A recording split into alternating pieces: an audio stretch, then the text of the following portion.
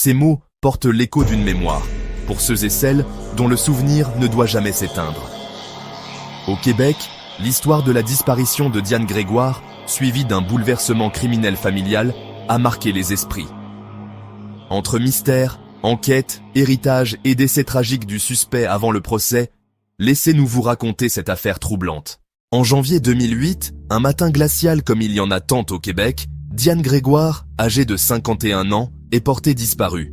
Selon le récit de son mari, Paul Laplante, elle l'aurait attendue dans leur voiture alors qu'ils déjeunaient au restaurant des Promenades Saint-Bruno. L'endroit, animé même en semaine, voyait défiler des clients pressés, certains venus pour magasiner, d'autres pour se réchauffer autour d'un café. Le stationnement était enneigé, les voitures recouvertes de sel et de givre, typique d'un mois de janvier. Pourtant, malgré l'achalandage du centre commercial et la présence de multiples caméras de surveillance, aucune image de Diane n'a confirmé sa présence ce matin-là. Cette contradiction allait rapidement semer le doute et alimenter le mystère autour de sa disparition. Au fil des jours, l'inquiétude de la famille se transforme en angoisse. Les policiers ratissent le stationnement, interrogent des commerçants, examinent chaque fragment de vidéo de surveillance. La communauté, mobilisée par l'émotion, participe aux recherches. Très vite, les regards se tournent vers l'entourage immédiat de Diane. Le comportement de Paul intrigue, ses déclarations manquent de constance, et son refus de se soumettre à un test polygraphique soulève davantage de questions. Loin d'un mari accablé par l'absence, certains le perçoivent au froid, presque détaché. L'enquête piétine, mais une ombre grandit. C'est en novembre 2011, près de 4 ans après la disparition, qu'un promeneur tombe sur une scène troublante dans un boisé de Coteau-du-Lac, en Montérégie. Entre les branches humides et le tapis de feuilles mortes, les enquêteurs découvrent des restes humains. À leur côté, un objet attire aussitôt l'attention. Un manteau jaune, canuc, sali et défraîchi, identique à celui que Diane portait. L'atmosphère est lourde, imprégnée d'humidité et de silence.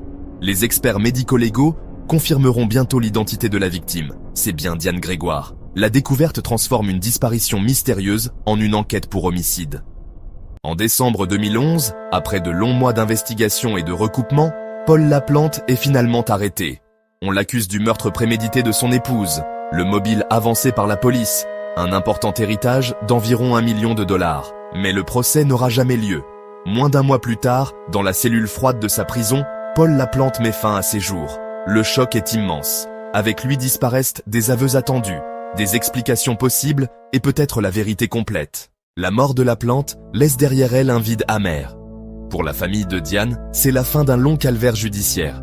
Sa fille, Elisabeth, marquée par le traumatisme, témoignera des années plus tard du fardeau de porter à la fois le deuil de sa mère et celui de son père. Dans la communauté, l'affaire continue de hanter les esprits.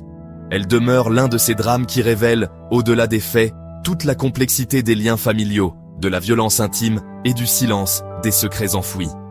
Écrit par Mylène Godbout, habité par la passion des histoires vraies et de l'art de les transmettre. Si ces mots ont résonné en vous, suivez-moi pour d'autres récits où la réalité se fait mémoire et mystère.